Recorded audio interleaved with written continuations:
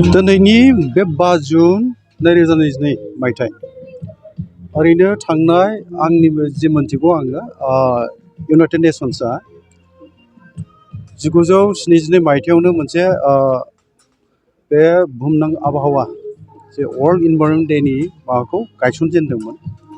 आरो 1974 मायथाइनिफ्राय बेखौ फालिबोबाय थादों आरो बै समाव इउएनआव माने इउनाइटेड नेसननिनो बुंनो थाङोबा इउनाइटेड स्टेट्स अफ आमेरिकानि स्टकहम होननाय जायगायाव बेखौ फालिजेननाय जादोंमोन। दा बेनिफ्रायनो दिनैसिम दिनैथ' 2022 मायथाइ जाबाय गासै बुंनो थाङोबा 50 बोसोर जाबाय जानांगौ आरो देग्लाय वर्ल्ड इनभाइरनमेन्ट डेखौहाय सुइडेनाव फालिनाय जागोन। सुइडेनाव दिनै फालिदों आरो बुहुमनि बुंनो थाङोबा 143 बै समावहायनोमोन आरोखि दाथ' बारायबाय जानांगौ बाहागो लादोंमोन बे वर्ल्ड इनभाइरनमेन्ट डेआव। दा आंनि बेखौ बुंनो लुबैगोन जोङो बर' कसारि मोनसे गावहायारि खुंथायनि जानानैहाय जे जोङो थांनाय बोसोरनिफ्रायनो बुहुमनि बे मुलुगनां आबहावा सानखौ जोंबो फालिबोबाय आरो फांनैसो बिफांबाबो जोंबो गायबोदों। देग्लायबो जोङो बे थांखिजोंनो बिफां गायदों आरो जोङो मोननै जायगायाव दिनै बिफां गायनायनि हाबाफारिखौ लानाय मोनसेया बारग' बिनथि अनसाय आफादनि मावखुलियाव आरो मोनसेया दिनैहाय बेवहाय गुबैयैहाय जोंनि बिफां गायनायनि गाहाय थावनि होनोबा बुंनो थाङोबा दिनै इउएन एकाडेमि सिमेन्ट-सापरि उपेन्द्रनाथ नेसनेल एकाडेमि सिमेन्ट-सापरि बेवहाय जोङो बे बिफां गायनाय हाबाफारिखौ लादों। दा बाथ्राया जाहैबाय जोङो बिफांखौ मानो गायनांगौ आरो बिफां थायोब्ला मा जागोन बिफां थायाब्ला मा जागोन बेफोर बाथ्राफ्रा सावरायनो गोनां आरो मोनथिनो गोनां दिनै दिनावहाय बुहुमाव जोङो मोनसे थासारि आबहावा खैफोदजों जों मोगा-मोगि जानो थांगासिनो दङ। बिफां लाइफां गैयिनि थाखाय दिनै जोङो भुगिनांदों। दिनै बुहुमाव ग्लबेल वार्मिंनि जि मोनसे हुसियारि होनाय बेफोर ओरैनो जायाखै बिफां लाइफां जोबस्रांनायनि थाखायनो बा जोङो बिफां लाइफांखौ रैखा खालामनायनि थाखायनो दिनै अबथिरा समाव दैबाना जायो माब्लाबा जोङो दै मोननांगौ समाव अखा मोननांगौ समाव मोना बेफोर रोखोम जानाया गुबैहाय बिफां लाइफांनि जोबस्रांलांनायनि जाहोनावनो जादों आरो बिफां लाइफां थायाब्ला मा जागोन सुबुं सोदोमस्रियानो जोबस्रांलांनो हागौ होननानैबो माखासे गोरों गोराफ्रा बुंनो हमदों। बिफां लाइफांखौ जों रैखाथि होनो हायाबा बिफां लाइफां जोबस्रांलांनांगौ जायोबा सानसे समाव जों बोरैथो थांनानै थागोन बे मोनसे कुइसन फैदों सोंनाय फैदों। दा ओंखायनो बिफां लाइफां थायाब्लानो जोंनि बुहुमनि सुबुं सोदोमस्रिया जोबस्रांलांनायनि बाथ्रा जेरावहाय गोरों गोराफ्रा जोंखौ हुसियारि होदों। बिफां लाइफां गायनो गोनां जानानै फैनाय दिनै बुहुमा मोनसे पलिउसनजों बुंफबनो हमदों बेफोरखौबो बिफां लाइफाङा आरो जोङो बिफांनिफ्राय अक्सिजेन जेराव जों मोनो नाइट्रजेन जों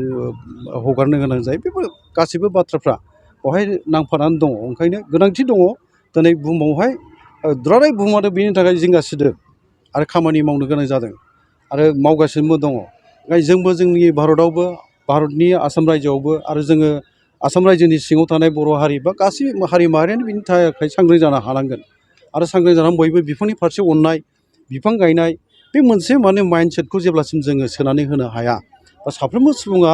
बिफां गायनायनि फारसे गोसो जानाय नङा जोंनि खैफोदा गमामायैनो इयुनाव दंहैयो बेखौ जोङो मोनदांनो हादों। ओंखायनो जों खावलायनो लुबैनाया फैगासिनो थानाय समाव जों मोनसे नोजोरखौ लानानै खामानि मावनो नागिरदों बर' कसारि मोनसे गावहाय खुंथाया।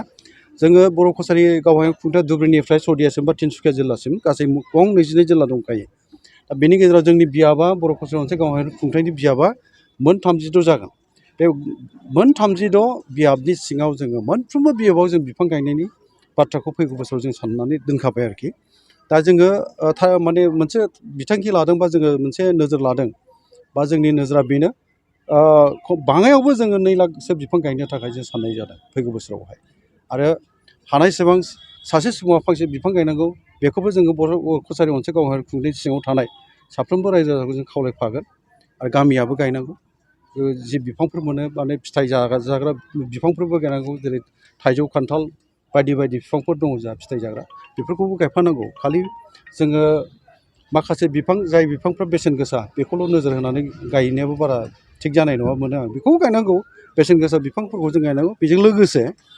फिथाइ सामथाइ जानाय बिफांफोरखौबो जों गायफानांगौ आं बिदि सानदों आरोखि आरो जोङो बेखौ मावफुंनो थाखाय जों नाजाहैगोन मोजाङैनो।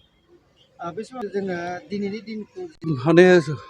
साननो गोनां बाथ्रायानो आरो जि सोंनायखौ नोंथाङा सोंदों बिनि फिननो थांनायाव आंबो बेखौनो बुंगोन नंगौ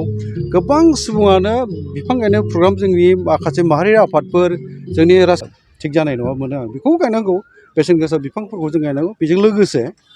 फिथाइ सामथाइ जानाय बिफांफोरखौबो जों गायफानांगौ आं बिदि सानदों आरोखि आरो जोङो बेखौ मावफुंनो थाखाय जों नाजाहैगोन मोजाङैनो।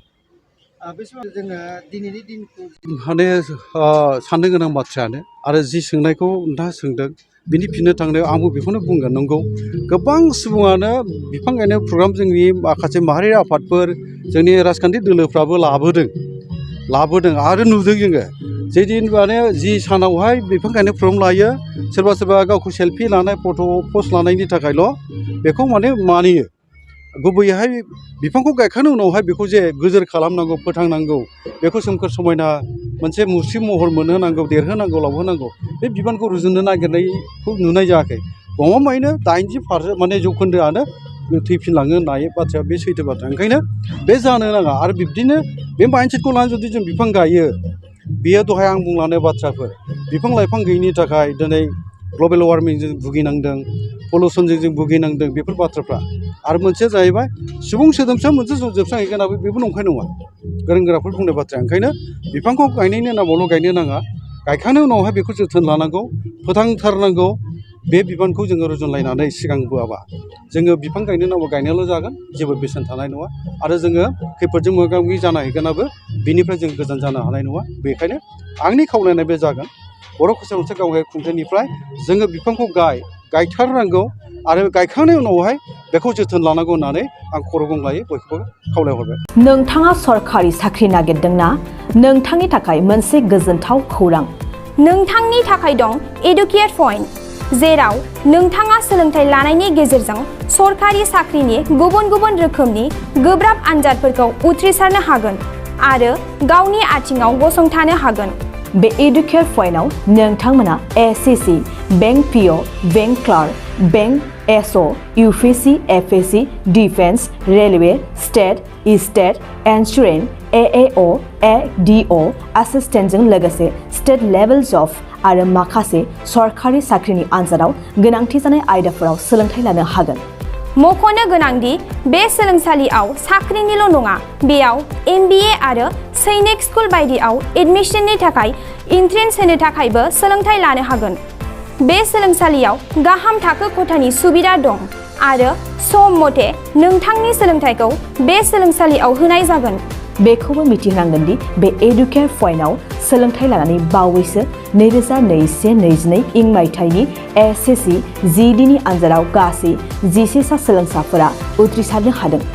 बारा नङा गासै 15,000 रांजोंनो नोंथाङा बे सोलोंसालियाव 6 दानसिम सोलोंथाइखौ लानो हागोन बे सोलोंसालिया क'क्राझार बरपेटा रड गवालपारा आरो बङाइगावआवबो दं क'क्राझाराव सोलोंथाइ लानो गोसो गुदुं जानाय सुबुंफोरा 70020261133 9101 536360 70020261133